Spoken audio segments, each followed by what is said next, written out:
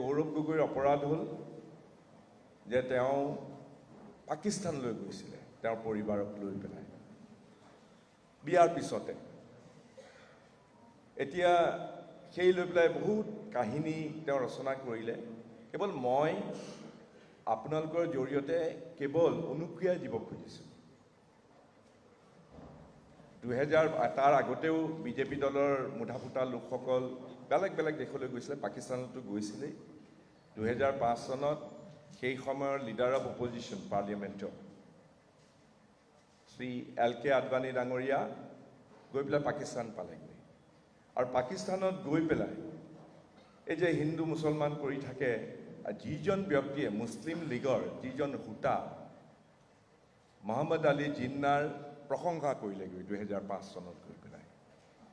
যিজন মুছলিম লীগৰ মহম্মদ আলী জিন্নাই ধৰ্মৰ নামত আমাৰ দেশখন বিভাজন কৰিবৰ কাৰণে তেজৰ নৈ বোৱালে, আমাৰ নিজৰ মাজতে ভাতৃঘাতী সংঘৰ্ষৰ তেওঁ ৰচনা কৰিলে।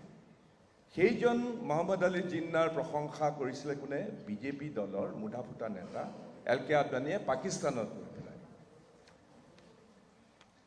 আৰু বহুত আছে, এইবিলাক কথা নকলোৱে। বা 2015 চনত আপোনালোকৰ মনত আছে, এতিয়াৰ ভাৰতৰ প্ৰধানমন্ত্ৰী মোদী ডাঙৰীয়াই হঠাতে 8জন MP লগত লৈ পেলাই পাকিস্তান পালেগৈ, লাহোৰ পালেগৈ। তেওঁ পাকিস্তান চৰকাৰে মতা নাছিলে, কোনো ধৰণৰ আমন্ত্ৰণো কৰা নাছিলে, কিন্তু মোদী ডাঙৰীয়াই লগত 8জন MP লৈ পেলাই নমতাকৈ নৱাজ শ্বৰীফৰ লগত গৈ পেলাই বিৰিয়ানী খালেগৈ।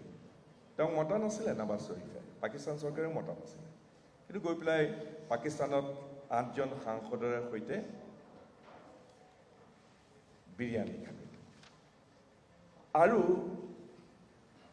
এতিয়া আমাৰ যিজন সাংসদ, আমাৰ যিজন অসম প্ৰদেশ কংগ্ৰেছ কমিটিৰ আমাৰ সভাপতি, তেওঁৰ বিৰুদ্ধে এটা কাহিনী ৰচনা কৰি আহি আছে। মই সেইকাৰণে ফুচুৰি কাহিনী বুলি কৈছোঁ। ফুচুৰিটো আপোনালোকে গম পাইছেই। গতিকে এই ফুচুৰি কাহিনী ৰচনা কৰি পেলাই চাৰিওফালৰ পৰা আমাৰ গৌৰৱ গগৈৰ বিৰুদ্ধে, কংগ্ৰেছৰ বিৰুদ্ধে এটা কাহিনী তেওঁ উপস্থাপন কৰিছে।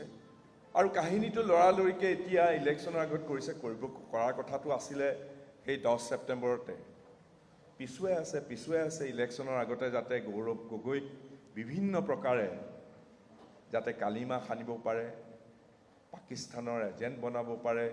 সেইটো হ'ল কাহিনীৰ মূল আণ্ডাৰলাইং ৰিজন।